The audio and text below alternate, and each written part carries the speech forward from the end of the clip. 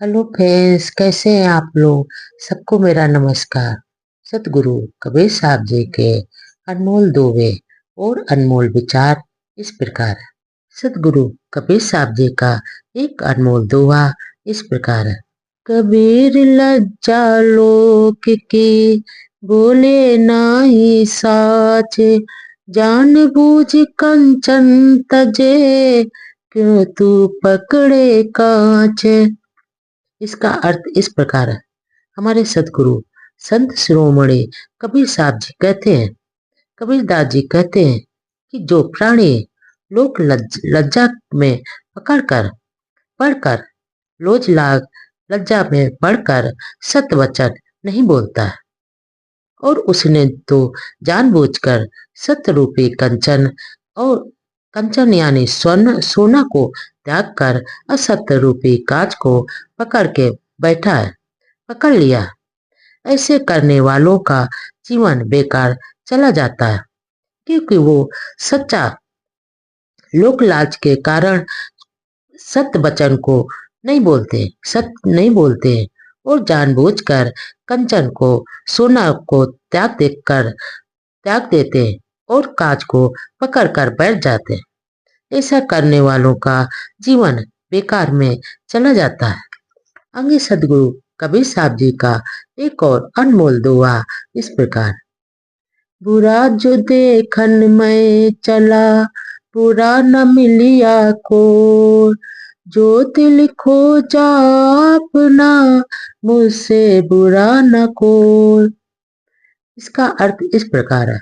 हमारे सतगुरु कबीर साहब जी कहते हैं, कबीर दास जी कहते हैं कि मैं तो बुरा ढूंढने के लिए, बुरा देखने के लिए मैं अपने घर से निकला था और ढूंढते ढूंढते मैं थक गया, परंतु मुझे तो कोई इस संसार में बुरा नहीं मिला।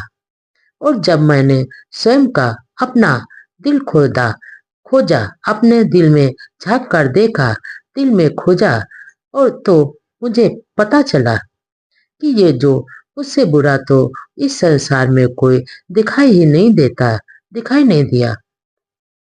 सबसे बुरा तो मैं ही हूँ।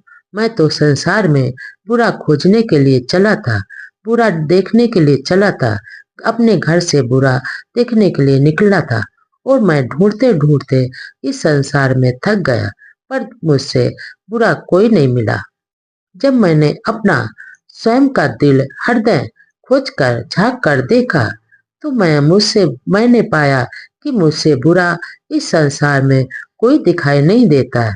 जो मैं दूसरों की बुराइयों को देखने के लिए बदले की भावना दूसरे की बुराई देखते रहते हैं, पर अपनी बुराई को नहीं देखते, क्योंकि भगवान ने जब ये धरती संसार बनाया था तो इंसान को दो तथ्य दिया था कि जो जो अपनी बुराई सामने वाले तथ्य में जो लिखी है वो अपने आगे टांग ले, पर इंसान भूल गया, अपनी बुराई तो पीछे टांग लिया।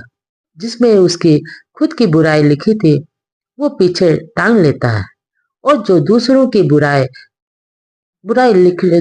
लिखी हुई तथ्य को आगे टांग लेता है, इसलिए उसको दूसरों की बुराई दिखाई देती पर खुद की बुराई नहीं दिखाई देती।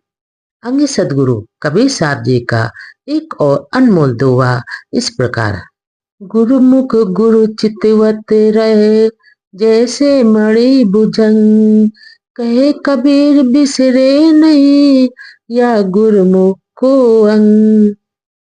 इसका अर्थ इस प्रकार है। हमारे सदगुरु कबीर साहब जी कहते हैं कि जैसे सर्प यानी सर्प मणि की ओर देखता रहता है, वो हमेशा अपने सर्प जो है अपनी मणि की ओर देखता रहता है, और उसी प्रकार गुरु की सेवा करने वाले सेवक को सदैव गुरु की ओर देखते रहना चाहिए। जिस तरह सर्प अपनी मणि को देखता रहता है, उसी प्रकार गुरु की सेवा करने वाले भक्त को, सेवक को सदैव गुरु की ओर देखते रहना चाहिए और उनके ज्ञान के अनुसार, गुरु के ज्ञान के अनुसार ही शिष्य को आचरण करना चाहिए।